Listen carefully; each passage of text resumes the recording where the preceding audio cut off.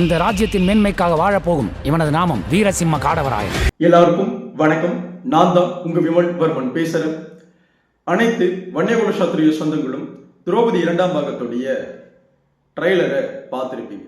ரொம்ப அழகா நேர்த்தியா வடிவமைச்சு ட்ரைலரை அவ்வளோ கன்வின்சிங்காக கொடுத்துருக்கிறாரு அண்ணன் இயக்குனர் மோகன் சத்ரியன் அவர்கள். அவருக்கு மிகப்பெரிய ஒரு வாழ்த்துக்களை இந்த நேரத்தில் விமல்வர்மனும் வன்னியகுல சத்திரிய சமூகமும் சொல்லிக்க கடமைப்பட்டிருக்கும். குறிப்பாக பல வன்னியர்களுக்கு அந்த ட்ரைலரை பார்த்துருப்பீங்க. அந்த ட்ரைலரில் வீர வல்லால மகாராஜர் அப்படின்னு சொல்லிட்டு அடுத்த இலக்கு நம் மண்ணை மீட்பது, பின் தர்மத்தை நிலைநிறுத்தும் விஜய சாம்ராஜ்யத்தை கட்டுவது. ஒருவரை காட்டுறாங்க, வீரசிம்ம காடவராயன் அப்படின்னு ஒருவரை காட்டுறாங்க. ராஜ்யத்தின் மேன்மைக்காக வாழப்போகும் இவனது நாமம் வீரசிம்ம காடவராயன். அப்புறம் முகலாய மன்னரா சொல்லப்படுகின்ற துக்ளக்கை காட்டுறாங்க. இந்த துக்ளக்கின் கட்டுப்பாட்டுக்குள் கொண்டு வருவதே என் லட்சியம். இவங்கெல்லாம் யாரு, இவங்களை பற்றிய வரலாறு ஏன் அண்ணன் மோகன்ஜி சத்ரியன் அவர்கள் இந்த மக்களுக்கு எடுத்து சொல்லியிருக்கிறார் அப்படின்றது பெரும்பகுதியா யாருக்கும் தெரியாது. அந்த கேரக்டர்கள் என்னென்ன, அவங்க என்ன இந்த மண்ணுக்காக செஞ்சாங்கன்றத நாம நம் மக்களுக்கு எடுத்து சொல்லத்தான் அந்த ட்ரைலருடைய விஷயமாக மக்களுக்கு சில புரிதல்களை உருவாக்கத்தான் விமல்வர்மன் வந்திருக்கு. முதல் விஷயம், வீர வல்லால மகாராஜர், 3ஆம் வீர வல்லால மகாராஜர். இவர் யாரு, இவருக்கும் வன்னியர்களுக்கும் என்ன சம்பந்தம்? இவர் தலைமையிடமாக திருவண்ணாமலையை ஆட்சி செஞ்சிருக்கிறாரு.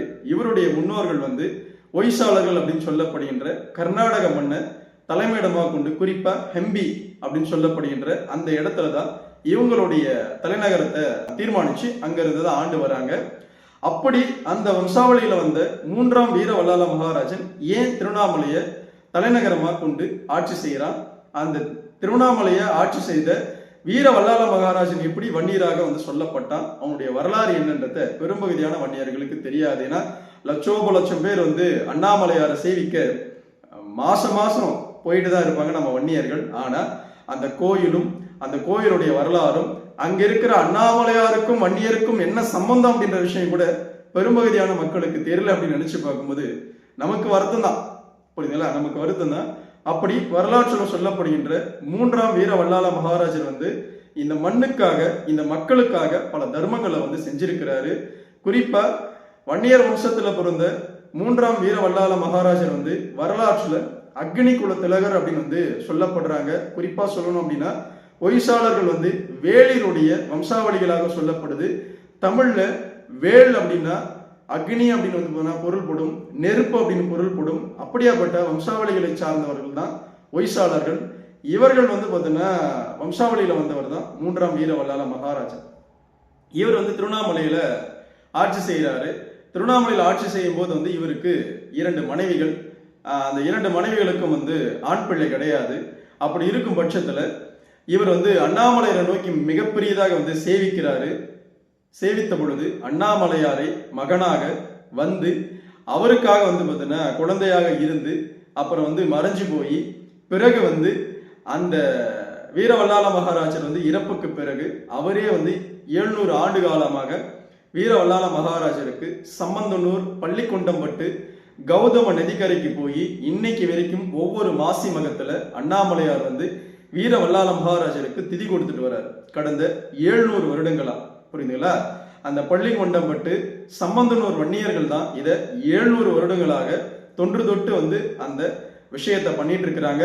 அந்த பகுதிகளில் இருக்கிற வன்னியர்கள் மாசி மகத்துல இந்த நிகழ்வின் போது ஒவ்வொரு வன்னியர்களும் போய் பித்தூர் கடன் அன்னைக்கு செய்வாங்க. இதை 700 வருஷமா ஒரு சமூகம் பண்ணிட்டு இருக்குது மாசி மகத்துல. இந்த வரலாறு எத்தனை வன்னியர்களுக்கு தெரியும்? அண்ணாமலையார் நம்மளுடைய முன்னோருக்கு மகனாக பிறந்தாருன்னு எத்தனை வன்னியர்களுக்கு தெரியும்? இன்னும் சொல்ல போனா அண்ணாமலையாரே வன்னியர் அப்படின்னு சொல்லலாம். புரியுதுங்களா? அப்படியாப்பட்ட ஒரு இடத்துல இந்த சமூகம் இவ்வளவு பெரிய தர்மத்துக்காக இருந்ததுனால தான் நம்மளுடைய பார்த்தீங்கன்னா முன்னோர்களாக சொல்லப்படுகின்ற இறைவனே பார்த்தீங்கன்னா நமக்கு பிள்ளையாக பார்த்தீங்கன்னா பேரு பெற்று இருக்கோம். புரியுதுங்களா? அப்படியாப்பட்ட ஒரு பெரும் பாக்கியம் பெற்றவர் தான் 3ஆம் வீர வல்லால மகாராஜர். இவர் பெண்கள் தான். பெண்கள் பார்த்தீங்கன்னா ஒரு பெண்ணை பாண்டிய மன்னனுக்கு கட்டி கொடுத்ததா வரலாறு சொல்லப்படுது. அப்படி சொல்லப்படும் பொழுது முகலாயர்கள் பார்த்தீங்கன்னா பெரும்பகுதியாக வட தமிழகத்தில் நுழையறதுக்கு ட்ரை பண்ணும்போது அதை ஒட்டுமொத்தமாக பார்த்தீங்கன்னா வட தமிழகத்தை மிகப்பெரிய கட்டுக்கோப்பாக ஆட்சி செய்த வன்னியர்கள் பார்த்தீங்கன்னா அதை விடவே கிடையாது. குறிப்பா சொல்லணும் அப்படின்னா சம்புவராயர்களும் காடவராயர்களும் இது முழுக்க முழுக்க வந்து பார்த்தீங்கன்னா எதிர்க்கிறாங்க. முகலாயர்களால் வந்து பார்த்தீங்கன்னா இந்த பகுதிக்குள்ள நுழையவே முடியல. அதனால டெல்லி வந்து பார்த்தீங்கன்னா சுல்தான்கள் என்ன பண்றாங்க அப்படின்னா மதுரை வழியாக வந்து பார்த்தீங்கன்னா உள்ள வராங்க. திருச்சி மதுரை அந்த வழியாக வந்து உள்ள வரும் பொழுது அங்க பாண்டிய மன்னனுக்கு வந்து பார்த்தீங்கன்னா கொடைச்சல் கொடுக்குறாங்க அப்படின்னு வந்து வீர வல்லால மகாராஜருக்கு தெரியும் போது இங்கிருந்து வந்து பார்த்தீங்கன்னா 3ஆம் வீர வல்லால மகாராஜர் அவருடைய 80 வயசுல வந்து அவர் இங்கிருந்து வந்து தன்னுடைய படைகளை கூட்டுக்கிட்டு அங்க போயிட்டு முகலாயர்களை எதிர்க்கிறதுக்காக போறார். அப்படி போகப்படும் பொழுது இரவுல வந்து பார்த்தீங்கன்னா சத்திரியர்கள் வந்து நாம வந்து வாள் தூக்க மாட்டோம், அது நம்மளுடைய தர்மம். பொழுது சாஞ்சிருச்சு அப்படின்னா சத்திரிய மட்டும் கத்தியை தூக்கக்கூடாது அப்படின்னு சொல்லி நம்ம வீடுகளில் இன்னைக்கு வரைக்கும் வன்னியர்கள் 6 மணிக்கு மேல கத்தியை தூக்குனா வந்து கத்தியை விட அப்படின்னு நம்மளுடைய முன்னோர்கள் சொல்லுவாங்க. புரியுதுங்களா? அது நம்மளுடைய வழக்கம். நம்ம அதை செய்யவே கூடாது. நம்ம 6 மணிக்கு மேல எதையும் வெட்டக்கூடாது, எதையுமே செய்யக்கூடாது, நம்மளுடைய தர்மம். புரியுதுங்களா? போருக்கு வந்து நம்ம ஈடுபடவும் மாட்டோம். அப்படி திருச்சியில வந்து ஒரு பகுதியில வந்து இரவு நேரம் ஆயிடுச்சு அப்படின்னு சொல்லிட்டு 3ஆம் வீர வல்லால மகாராஜர் வந்து அவருடைய படையோட தங்குறாரு. அதை தெரிஞ்சுக்கிட்ட இந்த டெல்லி சுல்தான்கள் வந்து என்ன பண்றாங்க அப்படின்னா அவர் இரவுல வந்து அவங்க வந்து கத்தி தூக்க மாட்டாங்க அப்படின்னு சொல்லிட்டு இரவோட இரவாக வந்து அந்த படையை வந்து நிர்மூலமாக்கி வீர வல்லால மகாராஜரை வந்து கைது பண்ணி அவருடைய தோலை வந்து உரிச்சு நாளா வந்து வெட்டி மதுரை வந்து கோட்டையில நாலா பக்கமும் அவரை வெட்டி இது பண்ணிட்டாங்க. புரியுங்களா? இதுதான் வரலாறு. முகலாயர்கள் வந்து எந்த அளவுக்கு இந்த மண்ணுக்கு எதிரியாக வந்து இங்க நுழைஞ்சார்கள், இப்படி வாழ்ந்தார்கள் அப்படின்றது இன்னைக்கு வரைக்குமே தமிழ் மண்ணில் யாருமே வாயை திறந்து கூட பேசல. புரியுதுங்களா? அப்படியாப்பட்ட இந்த தர்மத்துக்காகவும் இந்த கோயில்களுக்காகவும் வன்னியர்கள் வந்து எந்த அளவுக்கு இப்படியாப்பட்ட போர்களை செஞ்சிருக்காங்க அப்படின்னு இங்க இருக்கிற இந்துக்களா வந்து சொல்லப்படுகின்ற எந்த சமூகத்துக்குமே தெரியாது. ஆனா வன்னியர்கள் இவ்வளவு தூரம் வந்து இழந்திருக்கும். எங்களுடைய முன்னோர்கள் வந்து இவ்வளவு தூரம் ரத்தம் சிந்தி வந்து இந்த மண்ணை காப்பாத்தி இருக்கிறாங்க. ஒரு தேசம் மேன்மையுறுவது ஆண்களால் மட்டுமல்ல, உன்னை போன்ற பெண்கள் செய்யும் தியாகத்தினாலும் தான். இந்த மண்ணில் எனது உயிர் இருக்கும் வரை என் மக்களை உங்கள் பாதைக்கு திருப்ப இயலாது. இது அண்ணாமலையாரின் மண்.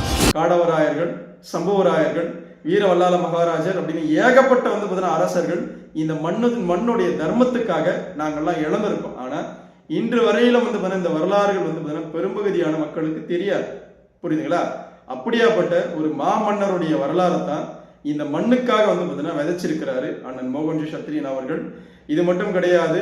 இன்னைக்கு வரைக்கும் நீங்க திருவண்ணாமலை கோயிலுக்கு போனீங்க அப்படின்னா வீர வல்லால மகாராஜர் கோபுரம், கிளி கோபுரம் அப்படின்னு 2 கோபுரங்கள் வந்து இருக்கும். அந்த 2 கோபுரங்களையும் நிர்மாணித்தவர் வந்து 3ஆம் வீர வல்லால மகாராஜர் தான். ஒய்சாளர் வம்சத்தை சார்ந்தவர் தான். அக்னி குலத்திலவர், வேளியருடைய வம்சாவளி அப்படின்னு வந்து வரலாற்றில் சொல்லப்பட்ட நம்மளுடைய முன்னோர்.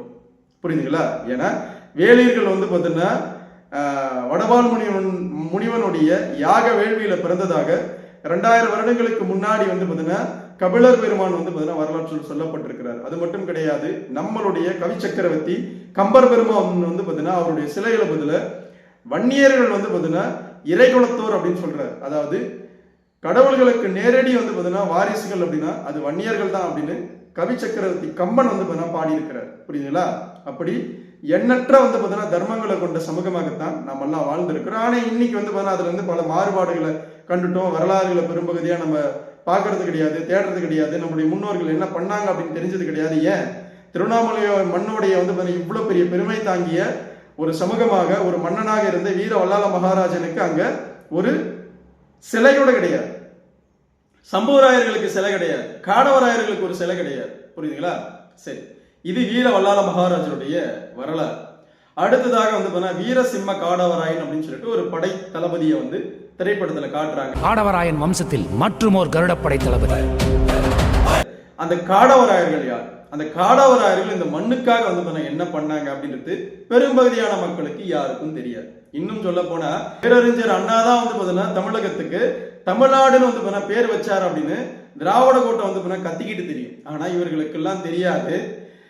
வரலாற்றுல வந்து காடவராயன் தங்களுடைய வந்து கல்வெட்டுகள்ல மிகப்பெரியதாக போற்றப்பட்டிருக்கிறான். தமிழ்நாடு காத்த பெருமான் அப்படின்னு காடவராய கோப்பரஞ்சிங்க பல்லவன் அப்படின்னு சொல்லப்படுகின்ற ஒரு மன்னனை அந்த காலத்திலே வந்து 800 ஆண்டுகளுக்கு முன்னாடியே போற்றிருக்கிறாங்க. இப்படி பேணு தமிழ்நாடு காத்த பெருமான் அப்படின்னு வரலாற்றில் சொல்லப்பட்ட வம்சத்தை சார்ந்தவனாக காடவராயர்கள் வாழ்ந்திருக்கிறாங்க. அன்றே தமிழ்நாடுன்ற வார்த்தை வந்து பயன்படுத்தப்பட்டிருக்கு. என்னவோ அறிஞர் அண்ணா தான் வந்து பார்த்தீங்கன்னா முதல் முறையாக தமிழ்நாடுன்னு பேர் வச்சார் அப்படின்னு திராவிட கூட்டம் வந்து பார்த்தீங்கன்னா கத்திக்கிட்டு தெரியும். அது உண்மை அப்படின்னு நினைச்சுக்கிட்டு பலரும் வந்து பார்த்தீங்கன்னா தெரிவாங்க. புரியுதுங்களா?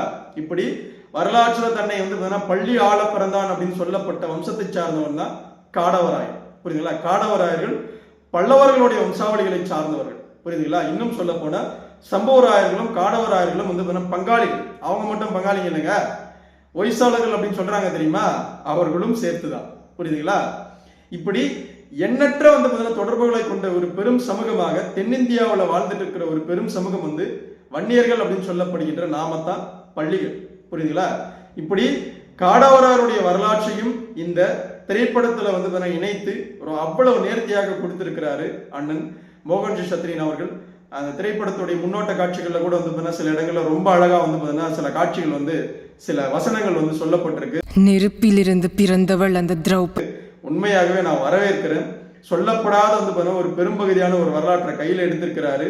அதற்காக மிகப்பெரிய ஒரு வாழ்த்துக்கள். அதுக்கப்புறம் முகலாய மன்னன் துக்ளக்கோடைய வந்து பார்த்தீங்கன்னா விஷயத்த வரலாற வந்து பெரும்பகுதியா தெரிஞ்சுக்கல அப்படின்னா விக்கிபீடியா பண்ணி பாருங்க. எண்ணற்ற வந்து இந்த இந்திய தேசத்துல என்னென்ன வேலைகளை வந்து அவர்கள் பார்த்தார்கள் அப்படின்றது பட்டவர்த்தனமா தெரியும். அவர்களுடைய வந்து அதிகாரிகளா இருந்தவங்க தான் 3ஆம் வீர வல்லால மகாராஜனை எந்த அளவுக்கு வந்து எதிர்த்தார்கள் அப்படின்னு தெரியும். ஏன்னா இதை நான் இப்ப சொல்லிட்டேன் அப்படின்னா அந்த சுவாரஸ்யம் போயிடும். படத்தை நீங்க வந்து பொங்கல்ல வந்து போய் பாருங்க. அப்பொழுது வந்து தெரியும். புரியுதுங்களா? எந்த அளவுக்கு வந்து இந்த மண்ணுக்காக வந்து இந்த மக்கள் இருந்தாங்க, நம்மளுடைய முன்னோர்கள் இருந்தாங்க. இதெல்லாம் தாண்டி ஒட்டுமொத்த இந்து சமூகத்தை சார்ந்தவர்களும் நீங்க எல்லாம் தெரிஞ்சுக்கணும். புரியுதுங்களா? இது தெரிஞ்சாத. ஏன்னா இன்னொரு விஷயம் வந்து இங்கன்னா ஆணித்தரமா சொல்லுவேன். இவ்வளவு வந்து படையெடுப்புகள் நிகழ்ந்தது, எவ்வளவு விஷயங்கள் நடந்தது. கிறிஸ்டின்ல வந்து நிறைய பேர் வந்து கன்வெர்ட் ஆகிருக்கிறாங்க, மதம் மாறி இருக்கிறாங்க. எல்லாமே வந்து கத்தி முனையில வந்து மதம் மாற்றப்பட்ட விஷயங்கள் எவ்வளவு நிகழ்ந்திருக்கு. ஆனா இந்தியாவில் பெரும்பான்மை சமூகமா நிற்கிற வன்னியர்கள் வந்து இது வரைக்குமே பெரும்பகுதியா மதம் மாறினதே கிடையாது. தமிழ் மண்ணில் வந்து 98% வந்து இங்க இருக்கிற பெரும் சமூகத்தை சார்ந்தவர்கள் இந்துக்களாக வந்து இந்த தர்மத்துக்காக வாழ்றாங்க அப்படின்னா அது வன்னியர்கள் மட்டும்தான். புரியுதுங்களா? மற்ற எந்த சமூகமும் கிடையாது, மீதி எந்த சமூகமும் கிடையாது. ஏன்னா நாங்கள் தர்மத்துக்காக பிறந்தவர்கள், தர்மத்துக்காக வாழ்ந்தவர்கள், தர்மத்துக்காக பல கோயில்களை வந்து இந்த மண்ணுக்காக கொடுத்தவங்க. அது மட்டும் கிடையாது, மனு தர்மத்தை கொடுத்தவங்க அப்படின்னு இந்த வம்சாவளியை சார்ந்த நாங்கள்லாம் இன்னைக்கு வரைக்கும் தர்மத்தோட தான் வந்து தர்ம சிந்தனையோட தான் வாழ்ந்துட்டு இருக்கோம். புரியுதுங்களா? பெரும்பகுதியாக மதம் மாறாத ஒரு பெரும் சமூகம் அப்படின்னா வன்னியர்கள் மட்டும்தான், வேற எந்த சமூகமும் கிடையாது தமிழகத்தில். புரியுதுங்களா? வன்னியர்கள் மட்டும்தான். பெரும்பகுதியான மக்கள் வந்து மதம் மாறாத, கத்தி நுனையில வச்சாலும் வந்து தர்மம் தர்மம் தான் அப்படின்னு நின்ன வந்து வம்சத்தை சார்ந்தவர்கள் நாமெல்லாம். புரியுதுங்களா? இப்படி முகலாயர்கள் வந்து கத்தி முனையில வச்சியும், யார் வச்சியும், எதை வச்சியும், பிரிட்டிஷ்காரனுக்கு வந்து வச்சியும் கூட மதம் மாறாத வந்து ஒரு பெரும் சமூகம் வன்னியர்கள் மட்டும்தான். புரியுதுங்களா? அதனால தான் வன்னியர்களை வந்து அழிச்சா இந்த மண்ணில தர்மம் இருக்காது அப்படின்னு திராவிட கூட்டம் வந்து கடந்த 60-70 வருடங்களாக அதை கையில் எடுத்துதான் வன்னியர்களை வந்து சீரும் சிறப்பமாக வந்து அழிச்சிட்டு இருக்கிறாங்க. அதுல முதல் வேலையை வந்து திமுக பண்ணிட்டு இருக்கு. புரியுதுங்களா? இதை வன்னியர்கள் புரிஞ்சுக்கணும். இந்த நேரத்தில் அரசியல் பேச எனக்கு விருப்பம் இல்லை. இந்த திரைப்படம் வந்து மிகப்பெரிய ஒரு வெற்றி பாதையை நோக்கி போகணும். அண்ணன் மோகன்ஜி சத்ரியன் அவர்களுக்கு மிகப்பெரிய ஒரு வாழ்த்துக்கள். ஒவ்வொரு வன்னியர்களும் வந்து அந்த திரைப்படத்தை குடும்பத்தோட வந்து போய் பொங்கல்ல வந்து கண்டு கழிக்கணும், நாம எல்லாம் பார்க்கணும். பார்த்து இந்த திரைப்படத்தை மிகப்பெரிய ஒரு வெற்றி படமாக வந்து மாற்றியே தீரணும். குறிப்பா நம்ம மக்கள் வந்து அனைத்து மாநிலங்களிலும் இருக்கிறாங்க தென்னிந்தியாவில். அவர்களுக்கும் வந்து அந்த விஷயம் எடுத்துட்டு போய் சேர்க்கப்படணும். குறிப்பா வட இந்தியாவில் இருக்கிற ரஜபுத்திரர்களுக்கும் வன்னியர்களுக்கும் மிகப்பெரிய தொடர்பு உண்டு. ஒரே சமூகத்தை சார்ந்தவர்கள் அப்படின்னு வந்து வரலாற்று தொடர்பு உண்டு. அவர்களுக்கும் இந்த விஷயங்கள் வந்து எடுத்துட்டு போய் சேர்க்கணும் அப்படின்ற எல்லா விஷயத்தோட ஒவ்வொரு வன்னியர்களும் செயல்படணும். வரலாற்று ரீதியா பயணப்படுற ஒவ்வொரு வன்னியகுல சத்திரிய சொந்தங்களும் வந்து இந்த விஷயத்த நம் மக்களுக்கு எடுத்துட்டு போய் சேர்க்கணும். கண்டிப்பா இந்த வரலாற்றை, இந்த திரைப்படத்தை நம் மக்களுக்காக மிகப்பெரிய ஒரு வெற்றி படமா மாத்தினாதான் இப்படியாப்பட்ட மிகப்பெரிய கதைகளும் இந்த மண்ணில் இருக்கிற ஒட்டுமொத்த மக்களுக்குமே அறியப்படும், தெரியப்படும். வன்னியர்கள் எந்த அளவுக்கு ரத்தம் சிந்திருக்கிறாங்க இந்த மண்ணுக்காகவும் மக்களுக்காகவும் அப்படின்றத ஒட்டுமொத்த மக்களும் புரிஞ்சுப்பாங்க. புரியுதுங்களா? இதை நாம தான் செய்யணும். வன்னியர்களா இருக்கிற நீங்க தான் செய்யணும், நான் தான் செய்யணும், எல்லாரும் நாம தான் பண்ணணும். தமிழகத்துடைய மிகப்பெரிய பெரும்பான்மை சமூகம் நாம நினைச்சோம் அப்படின்னா அனைத்தும் சாத்தியம். புரியுதுங்களா? அதை ஒவ்வொரு வன்னியர்களும் மனசுல வச்சுக்கங்க. அண்ணன் மோகன்ஜி சத்ரியன் அவர்களுக்கு மீண்டும் ஒரு வாழ்த்துக்கள், படக்குழுவுக்கு வாழ்த்துக்கள், தயாரிப்பு நிர்வாகத்துக்கு வந்து மிகப்பெரிய ஒரு வாழ்த்துக்கள். நீங்க மிகப்பெரிய வெற்றி அடைவீர்கள். அதற்கு வன்னியகுல சத்திரிய சமூகம் மிகப்பெரியதாக இந்த திரைப்படத்திற்காக நாங்க வேலை செய்வோம். நன்றி, வணக்கம். வாழ்க வளர்க வன்னிய பெருங்குளம், வாழ்க வளர்க வன்னியகுல சத்திரிய சமூகத்தின் பண்பாடும் கலாச்சாரமும் வரலாறும் மற்றும் வன்னியகுல சத்திரிய சமூகத்துடைய சத்திரிய தர்மமும் மேலும். அடுத்த ஒரு நல்ல காணொலியில் உங்களை நான் சந்திக்கிறேன். உன்னுடைய பேர் சுத்தமான பள்ளி பையன், சுத்தமான பள்ளி பையன்.